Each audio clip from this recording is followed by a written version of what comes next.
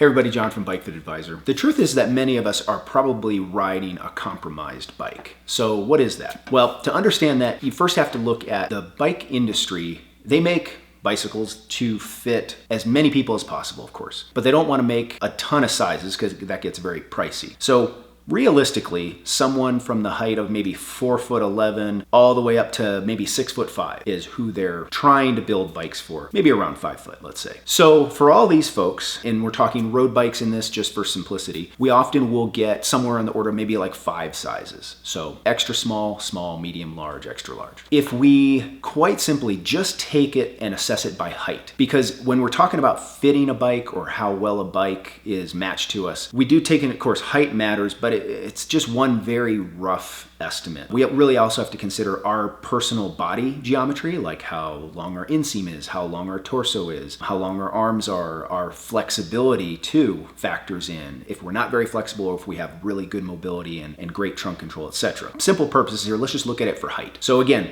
5 foot all the way up to 6'5", we have the 5 sizes. If you plot that along and you just have the sizes spaced throughout, and that's supposed to fit everybody, you can see really easily that there's gonna be a lot of people that fall in between sizes. And of course, this is gonna be complicated even further when we do factor in, say, body geometry and flexibility, things like that. It's reasonably rare, but there are some lucky folks out there where they are able to find a bike. The way it's designed is just about pitch perfect for them. Even if we had the ability to build it from scratch, custom bike, and design each tube length, we wouldn't choose anything different than this bike that came off the shelf. And that's fantastic, but that just doesn't happen as often. So more people than not fall in between the sizes somewhere. It just matters how far away from the size, how far in between do you fall. So many of us do have to adapt the bike in some way. Some in small ways, some in much larger, more serious ways. And we do this so that we can get the contact points for the bike, the actual bike fit, that will match the best so that we can be as comfortable and as efficient as possible. So of course, bikes are meant to have some adjustment that is allowable in them. And I kind of talk about this as they're designed, and it is dependent on the geometry a little bit, but they're designed to have a certain contact points that are meant for this bike geometry. So in general, for most bikes, most road bikes again we're talking about, the middle of the road, sort of the kind of dead center, would be a bike you can ride and it fits perfectly if it has a roughly 100 millimeter stem, maybe 110 if it's a bigger bike at times, but about 100 millimeters on the stem, 0 degrees of rise, anywhere from 10 to 25 millimeters of spacers under that stem. The saddle is clamped in the center of the rails. It is on a seat post that has a little bit of setback, usually about 15 millimeters or so. This is dead center, generally speaking, and that's why they build this into it, is we can have small adjustments here and there. But as we move further and away from that, we'll notice some of these potential issues. Now, what possible issues might creep up if we are adapting a bike and moving it away from this dead center picture? Well, the first thing that people notice is there can be an effect on the handling of the bike. How well it descends, how well it corners, how well it tracks a straight line when we're on the flats, that sort of thing. But there's also an aspect of balance that gets affected. How we actually balance and ride on the bike. The geometry of the bike might not support where we are best balanced, and so we might never have sort of a great relationship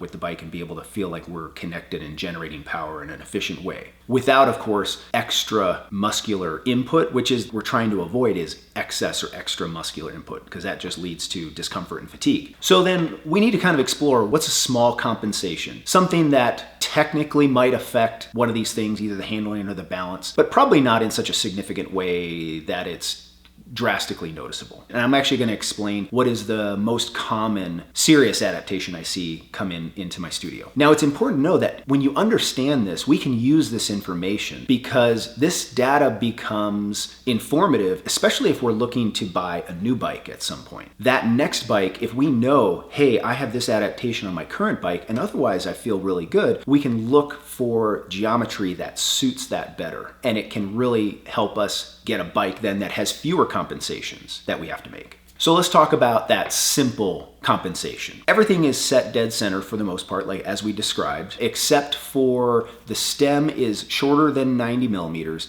and it has 12 degrees of rise to the stem or more, somewhere in that ballpark. Now, this is borderline. It might affect the handling or the balance of the bike. many people are going to be able to ride this, not really even think twice about it. If you are this rider and you're looking then for the next bike, this is a pretty simple equation. If really you just have a slightly shorter stem with a little bit more rise to it, that kind of tells you that the next bike for the stack and or head tube length, you would want it to be slightly longer than your current bike. And the reach and the effective top tube together, those measurements, you would want those to be slightly shorter the next time. Not by a lot, and you might be able to, get away with one not changing and the other changing in the preferred way. But it's pretty simple. When I'm looking at sizing a bike, I do like using all 4 measurements and really just sticking with those when we're talking about frame size, because it doesn't overcomplicate the issue of trying to figure out what the right frame size is while also providing more information than just one set of measurements or the other. Usually stack and reach are used together, and then the old school way was use more effective top tube and head tube length. I like to use all 4, but we can get into that in another video. So now let's talk about that more severe compensation that I mentioned. This is something that I see pretty frequently come into the studio here. And this rider comes in with their bike adapted, and they've made some of these compensations and adaptations, and because they're trying to mitigate,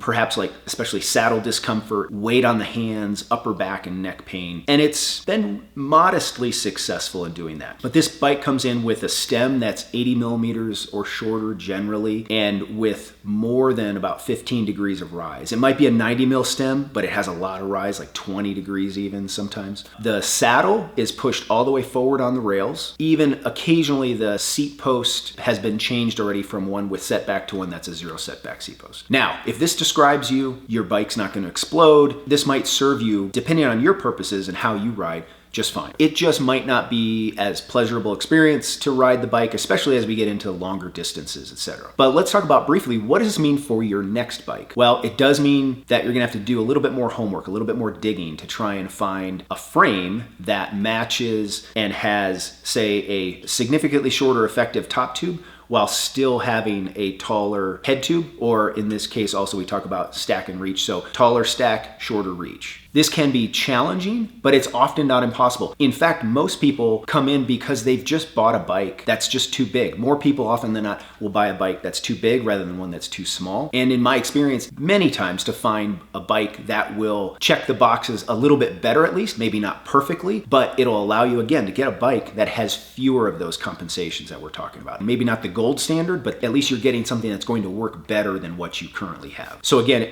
assuming you're not going to go the custom route, which I completely understand, it's very, very pricey.